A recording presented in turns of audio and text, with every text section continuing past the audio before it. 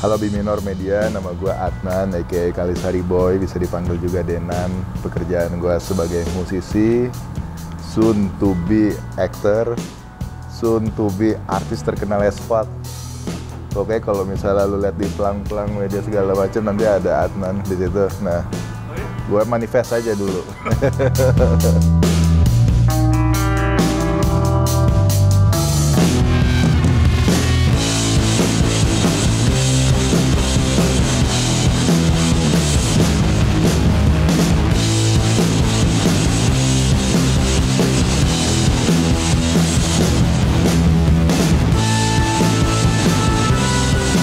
Gua minimal kalau misalnya meninggal, at least entah itu jadi cameo, cuman ada di belakang segala macam, gue udah seneng banget kalau misalnya gue ada di film gitu ya. Apalagi kalau misalnya filmnya booming gitu.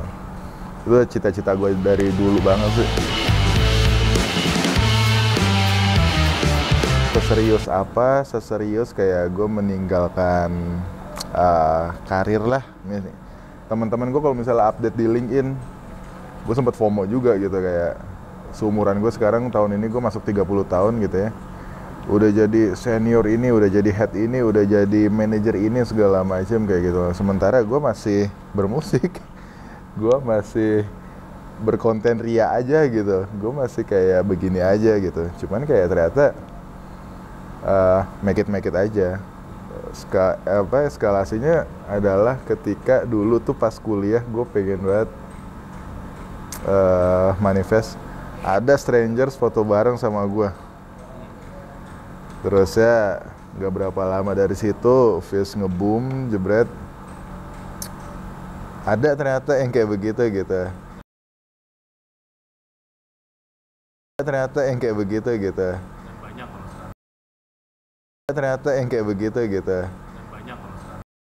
Gue percaya orang-orang yang punya kepercayaan diri gitu ya, selalu didukung dengan privilege dari keluarga yang sangat suportif gitu loh.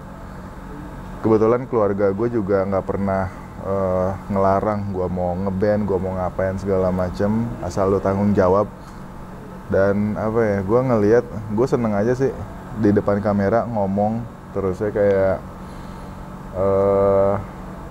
wajah gue ada di mana, gue seneng gitu loh. That's why kayak gue waktu itu bikin YouTube, biar gue ada di kamera, biar kayak walaupun gue nggak diundang podcast sana sini, kayak gue punya channel gue sendiri gitu. That's why waktu itu terciptalah Kalisari Boy itu, channel Kalisari Boy.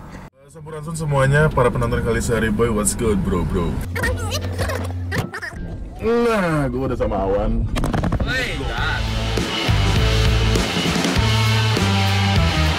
Waktu itu mostly tentang vlog sih ya.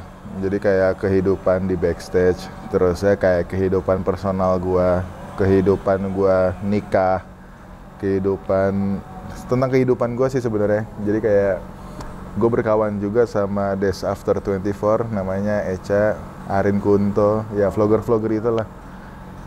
Kayak gue ngelihat dari mereka single, bujangan, sampai mereka hidup serius segala macam, semuanya terarsip gitu di konten YouTube mereka, dan itu diupload gitu. Dan gue pengen aja sih, even misalnya gue nggak make it gitu ya, jadi terkenal as fuck, at least anak gue tahu gue tuh punya kehidupan yang super asik dan super seru gitu, yang gue kurasikan di internet gitu.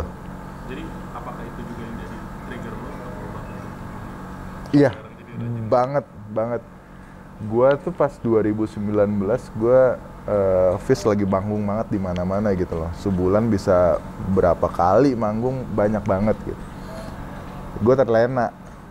Kayak setiap kota gue makan segala macam ya. Of course kayak karena lu penasaran gak sih datang ke suatu kota, masa nggak nyicipin kuliner khasnya di sana gitu kan.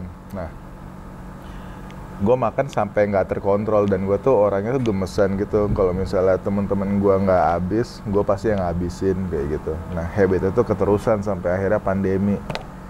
Gue nggak pernah seberat sampai 106 kg itu, 3 digit, 1 kuintal lebih brother. Jadi kayak anjing lah. Sampai gue tuh sangat mengilhami body positivity yang sebenarnya itu hanya coping mechanism gue, men. Defensif aja gitu terhadap keadaan perut gue yang semakin membuncit gitu ya. Anjing, gue kayak anjing berat banget nih gue gitu. Sampai akhirnya gue ketemu sepeda, gue kurus. Sekarang gue pengen ngebentuk badan dan gue pengen serius itu gitu loh. So you love the spotlight? Yes, very much as fuck gitu.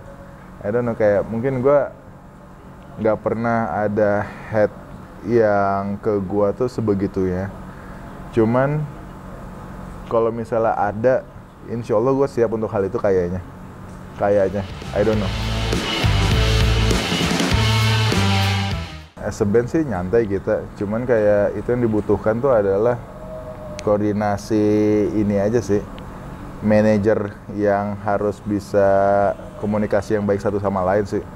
Manajernya Hindia, manajernya Fizz, manajernya Lomba Sihir. Harus bisa ngobrol banget gitu untuk nentuin jadwal. Gue sangat tidak masalah misalnya 2019 kita peak banget, panggungan banyak banget, sekarang nggak terlalu banyak gitu. Ya kalau misalnya banyak banget, cuman kan itu capek juga band gitu. Gue better sekarang ya udah nyantai aja, cuman ada waktu buat anak, buat keluarga. Terus ya untuk masalah jealous sendiri sih, gue rasa anak-anak udah nyantai banget sih untuk hal itu gitu. Sangat aman gitu. Biasa aja. Banyak banget pertanyaan untuk hal seperti ini sebenarnya, kayak selama kita menjalankannya gitu ya, kurang lebih 4 tahun ini nggak pernah ada yang kayak gimana-gimana sih gitu. Ya might be. Kayak nggak sekarang, karena lagi fokus album barunya Fizz. Gue tuh yang orangnya tipenya one at a time gitu loh, Ben. Untuk misalnya lagi fokus yang musiknya satu, udah set ininya aja dulu gitu. Kalau misalnya disambi-sambi takutnya pecah gitu.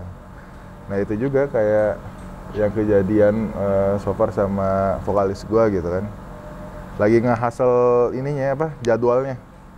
Kadang gue lagi fokus di sini, tiba-tiba harus meetingnya Fizz. Ya kan dia pusing juga gitu loh. Jadi kayak terlalu overwhelmed gitu. Nah gue juga tipe yang kayak begitu. Jadi kayak ya udah nyantai aja dulu.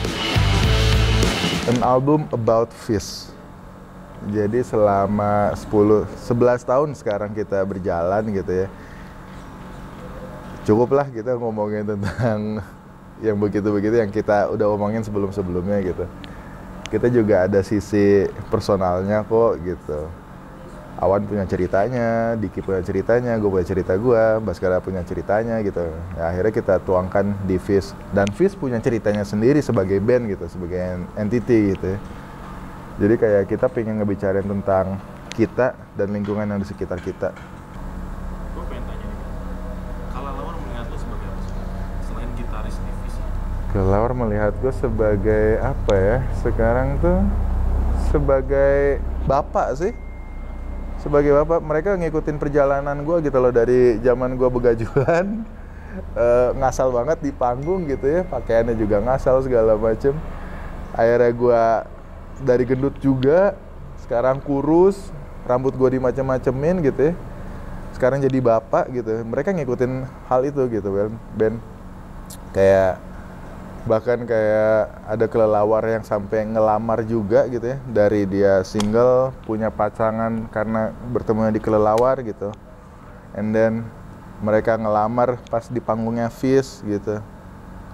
Ya udah mungkin ada yang ngelihat gue sebagai abang, sekarang lagi banyak yang ngelihat gue sebagai bapak sih, karena gue sering update konten tentang anak gue gitu di Instagram gue. Ada yang ngelihat gue sebagai musisi juga gitu. Ya gue mencoba berbaur juga sih dengan mereka gitu. Anjir sih Ben, kayak achievement lu apa? Salah satunya kayak jadi march buat orang-orang demo sih.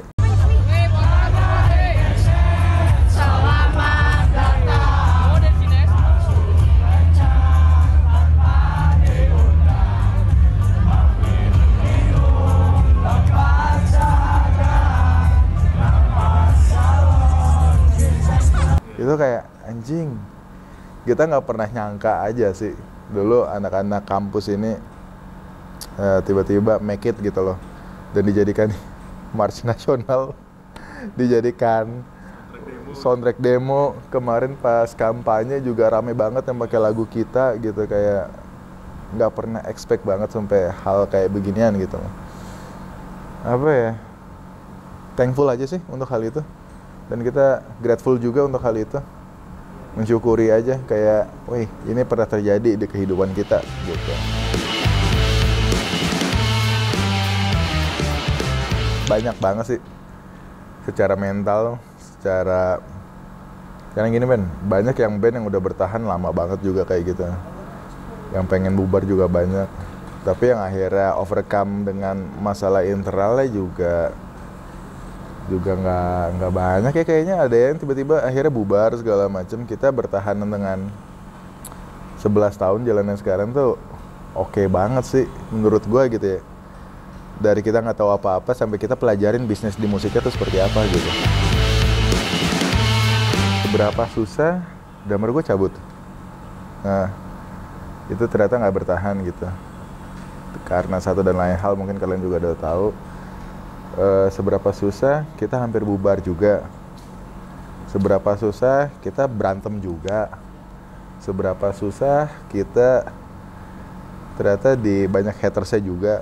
Seberapa susah, ternyata kayak banyak yang bilang kita ngecap tuh pretensius lah atau apa gitu ya. Cuman kayak ternyata gue ngerasa attitude above everything aja sih yang jadi patokan gue. Ketika lo dicap pretensius atau segala macem, tapi kayak attitude lo ternyata baik sama orang-orang, ya orang itu bakalan luluh juga gitu.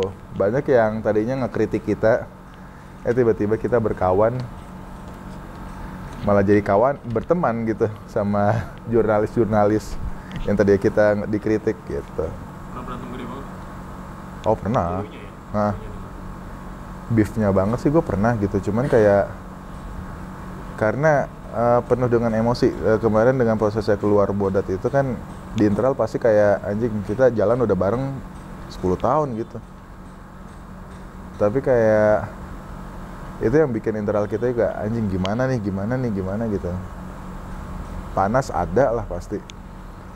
Cuman ternyata ketika udah duduk bareng ngobrolin satu sama lain, dan mungkin nggak tahu ya di band lain punya atau enggak, di Fizz tuh bisa duduk 360 ngomong satu sama lain nih di satu meja di forum yang sama. Gue nggak suka lo kayak gini-gini, sorry gue salahnya kayak gini-gini, sorry salah kata gue tuh kayak begini-gini, kayak gitu-gitu.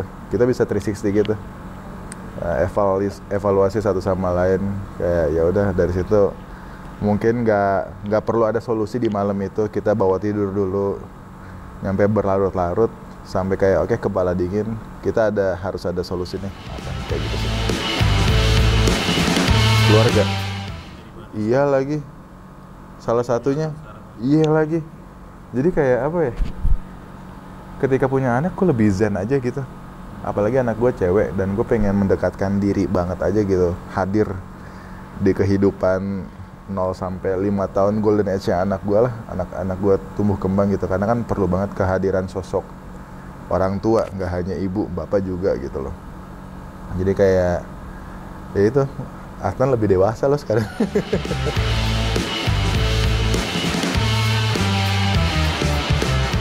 Sangat. Lo ada kerjaan lain nggak sih selain lo jadi musisi? Sekarang gue ngantor juga sih. Gue megang di tim kontennya Saniter. Sebelumnya juga gue ngantor juga di startup. Ya lo tau lah, kantornya Kemang juga. Sebelumnya juga gue kantor juga. Jadi kayak gue selalu ngantor dan gue selalu ngeband gitu. Lo punya tips dan trik buat semua orang di luar sana yang sekarang lagi ngeband, bagaimana bisa bertahan 11 tahun dengan segmentasi musik yang nggak banyak orang suka? Sangat niche gitu ya. Mainstream lah. Oke. Ini klise banget gitu ya. Cuman kayak know your band mate very well aja sih gitu. Dan nggak bisa lo produksi musik bagus doang aja gitu. Lo juga butuh gimmick, lo butuh mungkin skandal, lo butuh mungkin apa ya, yang bisa ngeboost musik lu ini gitu. Ya mungkin nggak skandal juga sih. I mean, ya waktu itu kan tiba-tiba Fish juga keselimpet si Baskara ngomong lirika peradaban lebih keras daripada metal. Weh, rame tuh jadi berita nasional. Itu tiba-tiba jadi kayak ngeboost sendiri, orang penasaran sama Fish tuh apa gitu. Nah, hal-hal yang seperti itu tapi in positive way ya, jangan kayak negatif, itu harus diimbangi gitu. Jadi 50-50. Ketika itu combine di waktu yang tepat, hoki juga gitu ya, itu bisa ngeboom sih menurut gue kayak gitu. Dan sangat klise sih, tapi sebenarnya gini, apa, lu bikin aja terus, ngeband aja terus gitu, you will never know kapan bakalan meledaknya, kayak gitu sih. Dan apa ya, Fish juga termasuk privilege karena kita tinggalnya di Jakarta, bisa nge-reach apa ya, kayak orang macam-macam Kika Aulia, Ucup gitu di Jakarta tuh lebih banyak gitu ya dibandingkan lo di daerah-daerah Indonesia lainnya yang kita nggak pernah tahu gitu. Jadi kayak tahu your target market aja sih, ngeband terus-terusan, bikin karya terus-terusan, perhatikan gimmick marketing segala macemnya, terus kayak di sosmed lu bakalan kayak gimana, merchandise-nya juga banyak banget anjir. Musik sama bisnis tuh harus satu kesatuan. Dan apa ya, bismillah deh. Ternyata satu lagi, ternyata musik bisa menghidupi gitu.